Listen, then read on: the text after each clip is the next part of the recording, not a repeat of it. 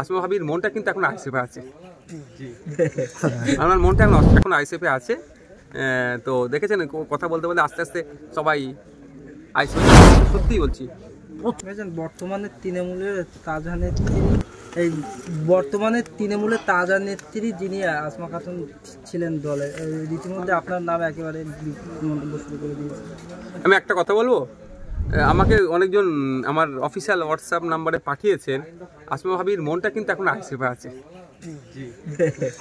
আমার মনটা এখন আইএসএফে আছে।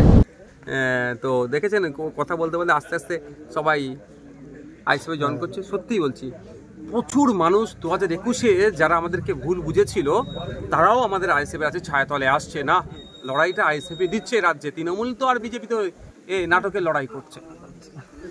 দলের মন্ত্রীদেরকে প্রশ্ন করলে মন্ত্রীরা চুপ হয়ে যায়, সেটা সত্যতা প্রমাণের জন্য কি হবে? আমি আমার মতো বলবো, শওকত সাহেবের মতো বলবে।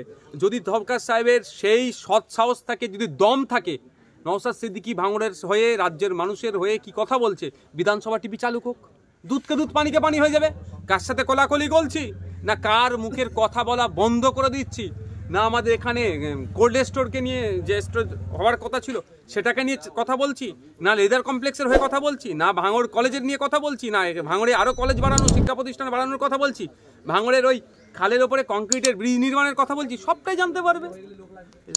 বিধানসভা টিভি চালাতে বলুন। ভাঙড়ে একজন যিনি আইএসএফ নেত্রী বলে পরিচিত ছিল, তিনি বর্তমানে তৃণমূল কংগ্রেসে যোগ দিলেন। গতকালকে শওকত মোল্লার সভা থেকে তিনি বলছেন যে নওশাদ সিদ্দিকী ভাঙড়ের মানুষকে কালিমালিপ্ত করার চেষ্টা করছে বা বদনাম করার চেষ্টা করছে, কোনো উন্নয়ন নেই, এরকম একটা আখ্যা দিয়েছেন। কি বলুন?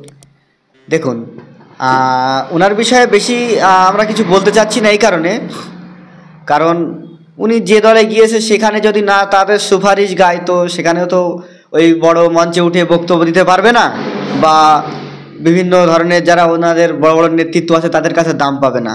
শুধুমাত্র বিরোধীতে গিয়ে ভাইজানকে এবং আইএসএফকে বদনাম করার চেষ্টা করতেছে, তাতে কিন্তু কোনো কিছু হবে না।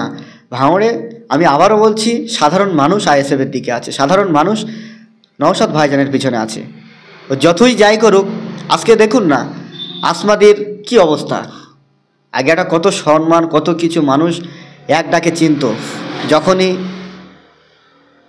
তিনি লোভে পড়ে গিয়েছে, আজকে তৃণমূলে চলে গেল, তারপর থেকে তার কি অবস্থা সব কিছুই মানুষ জানে। আগামী দিন মানুষ